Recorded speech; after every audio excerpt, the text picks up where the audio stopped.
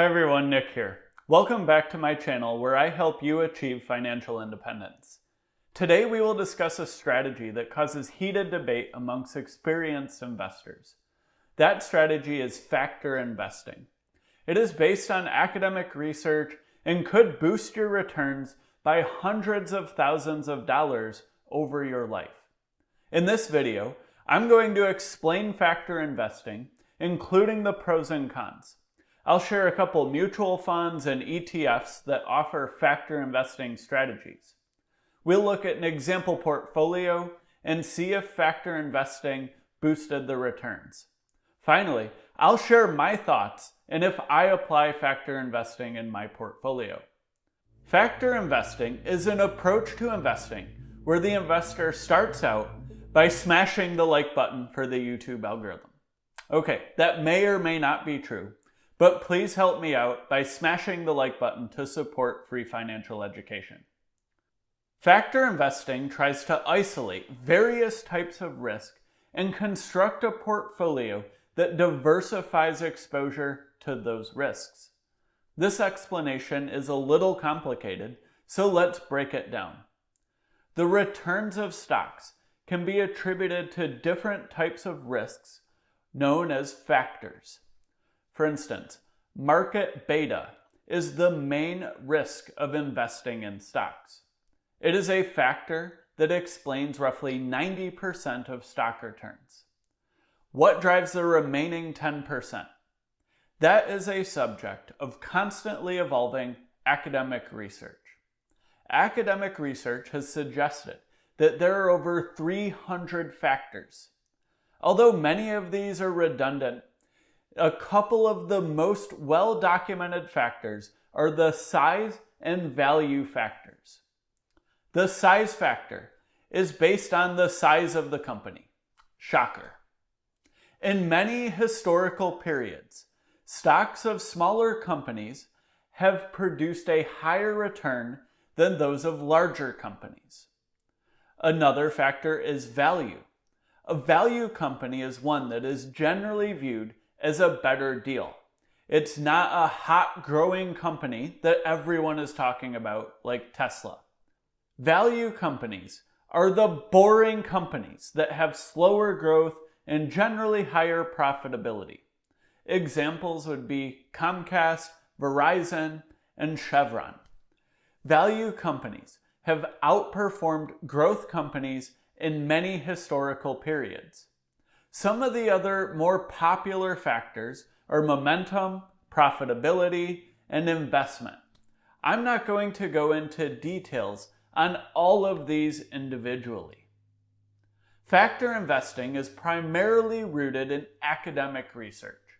Eugene Fama and Kenneth French wrote a couple of the more popular papers in this area. First, on the three-factor model in 1992. Then a revised version to the five-factor model in 2015. Fama even won a Nobel Prize in economics for his work in asset pricing. This style of investing became very popular in the 2000s, as this was a decade where small and value companies did very well in the US compared to the overall market. This led to a bit of a boom, with people launching new investment funds for factor investing, often marketed as smart beta. There is a lot of discussion around how much of the return of these factors is due to risk versus behavior. An example of risk is small companies are generally more risky than the large, well-known companies. Therefore, investors demand a premium for taking the extra risk. And this makes sense. The other aspect is the behavioral aspect. Investors are more likely to invest in the hot, well-known growth companies like Tesla, Amazon, or Apple. The bias towards investing in such companies could create an opportunity in the less well-known value companies. These risks and behaviors are a couple of the main reasons why factor investing could produce a higher return. The main takeaway in theory of factor investing is this. Instead of relying on simply the market risk or market beta, you compose a portfolio that targets these risks independently. This can theoretically lower the volatility of your portfolio and boost the returns. Let's look at how one might construct a portfolio that goes after some factors. Dimensional Fund Advisors, or DFA, is an investment management company that is well known for applying this type of academic research to investing. They were founded in 1981, and both Fama and French are on the board of DFA. They have one of the longest track records with this type of investing.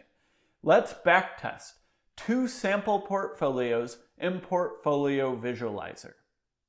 This scenario is from January 1997 to April 2021. We will assume that we start with $10,000, invest another $1,000 per month, and rebalance yearly. The first portfolio uses the Vanguard Total US Stock Index and the Vanguard Total International Stock Index.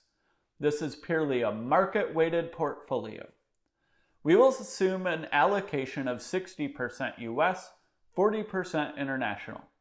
The second portfolio will start with these 2 funds, but it will take 10% from each and put that into 2 DFA funds.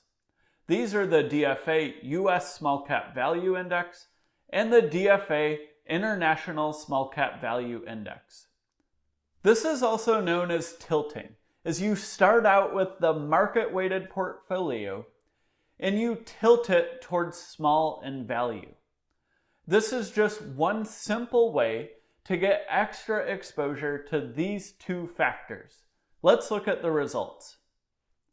The first thing we notice is that by diligently investing $1,000 per month in either portfolio, it would have made you a millionaire over 24 years. Next, we notice there is a difference in the return of about 0.21% in favor of the portfolio with the 20% tilt towards small value. The risk-adjusted Sharpe and Sortino ratios are more favorable for the tilted portfolio. Now, this was just one simple implementation of a small value tilt. There are many different approaches to factor investing, and I'm not going to cover all of them. I want to keep this video at a higher level so it isn't an hour long. But let's look at just one more example where we entirely swap the total market index funds for the DFA funds. That is the orange line in this graph. We can see it did better most of the time and would have produced an extra 0.75% yearly return over the 24-year period.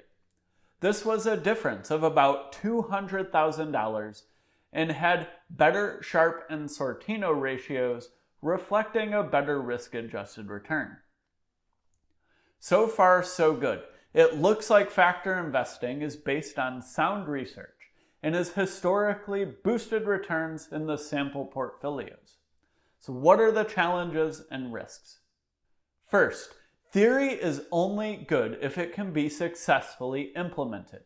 Implementing a portfolio based on factor investing is generally a little more complicated than a simple market cap weighted portfolio. It involves determining which factors to add to your portfolio. It can add extra funds to choose and rebalance.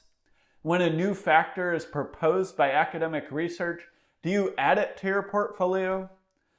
When one factor seems to be out of favor and has underperformed the market for over a decade, do you remove that factor from your portfolio? I believe a key to investing is building a fairly simple plan and sticking to the plan.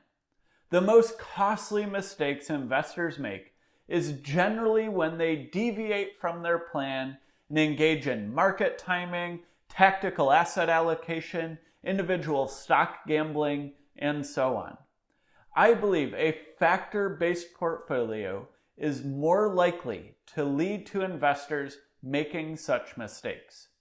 In some ways, it could bring a degree of active management to your portfolio, deciding which factors to add or remove. Surely you can choose one initial strategy and stick with it for life, or at the very least, only make minor changes every 5 to 10 years, which may be a good idea if you're going to implement factor-based investing. Investing in factors generally costs more and can be tricky for the fund manager to implement. Different fund managers have had different levels of success with their approaches to factor investing. DFA is one of many companies and has been one of the most successful at implementing such strategies. One downside are the fees. For the DFA funds used in my example, the fees are much higher than the Vanguard funds, in the range of 5 to 10x as expensive. Granted, the returns in the sample portfolios already accounted for these higher fees. The other challenge is most DFA funds are only available through investment advisors that charge an extra fee for their advice, typically on the order of 1%. While the performance we saw accounted for the higher expense ratios of the fund, it didn't account for the higher fees of hiring an investment advisor to access these funds. This is changing as DFA is opening ETFs and there are competitors that have entered the space. Avantis is another firm that has factor-based ETFs which use a slightly different methodology and weighting for the factors. One of the biggest concerns I have with factor investing is overcrowding. I like to think of this like finding a great new local restaurant. You discover it, the prices, food, and service are excellent. Then it becomes one of the top-rated restaurants on Yelp, and everyone is raving about it. While you used to be able to just show up and get a table, now you have to join a 2-hour wait list. In addition, since the restaurant has become so much more popular, they've decided to raise their prices. They've also had difficulty hiring and scaling their wait staff and are unable to provide the same level of great service you originally experienced. While it's still a pretty good restaurant, it's not the same excellent deal as when you originally discovered it. I share this concern for factor investing. If there is an investment that promises a higher return, more people will go after it. If everyone went after the factor premiums, would they still exist? Surely there is a certain amount of the risk and behavioral characteristics that suggest the factor premium should persist. However, I think it's possible for that premium to be diminished to the point where it may not be very attractive, especially once you consider the extra cost and complexity in implementation. When I started investing, I read several books on asset allocation. One of the best was All About Asset Allocation by Rick Ferri, which I've linked below. I spent hours researching and debating if I should use a factor investing strategy in my portfolio. I read nearly every article I could find, I read every forum post on bogleheads, and so on. I ended up deciding to use a small value tilt. My employer 401k had the 2 DFA funds I showed before. I added them to my portfolio. However, it never sat very well with me. I was concerned about how I could scale the portfolio and manage the minor amount of extra complexity. I was concerned that factor investing may be overcrowded and that the premium might drop below the implementation costs. More importantly, I was concerned about behavioral risk.